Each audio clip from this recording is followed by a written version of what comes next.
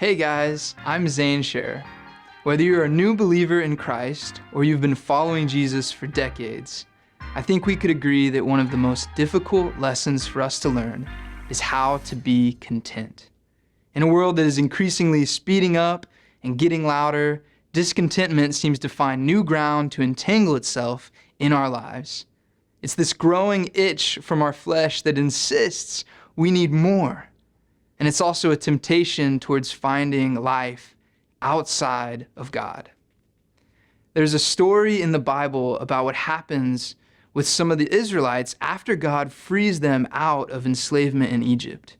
After the events in the book of Exodus, which show God's mercy in using Moses to bring his people out of captivity, God promises the Israelites a land flowing with milk and honey, a place all their own where they can dwell under the rule and reign of God.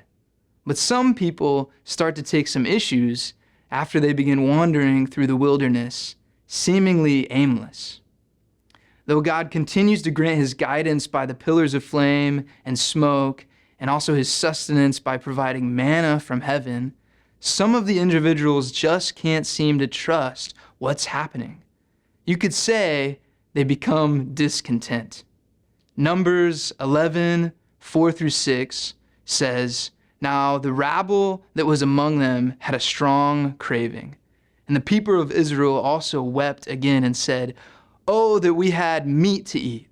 We remember the fish we ate in Egypt that cost nothing, the cucumbers, the melons, the leeks, the onions, and the garlic.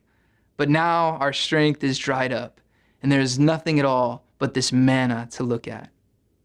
Wow, isn't this just absurd?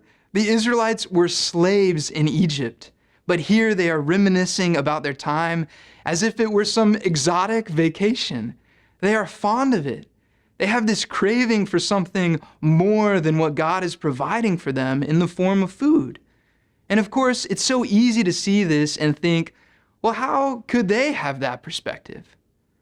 But don't we also do this? This is the folly of discontentment. It has us believe in the world rather than in God.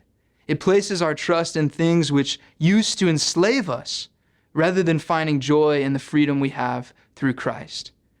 If you're feeling discontentment, it means you need a renewed focus on what God has done for you. Center yourself once more on his promises and the work of salvation that has given you life. Have you ever wondered why so often throughout the Old Testament, the people set up little altars to remember what God has done, or why they have so many festivals and celebrations? I think it's because one of the best ways to remain content in God is by giving thanks to what he has done for us. And we see this as an element that is given to the church by Jesus himself as he administered the Lord's Supper. That we would remember his great sacrifice and give thanks that by it we might have communion with him. So here's the exercise for today. Set aside some time, grab a notebook or a sheet of paper, and write a list of things in your life that you are thankful for. What has God done? What can you have gratitude for? Think of fond memories and experiences. Write down ways he has changed your perspective or healed you of certain sin patterns. What about the earthly blessings he has provided for you? Whatever it is, I want you to list as many things as you can think of, big and small. Then spend some time in prayer of thanksgiving and rejoicing. One of the best weapons against discontentment is celebration and appreciation.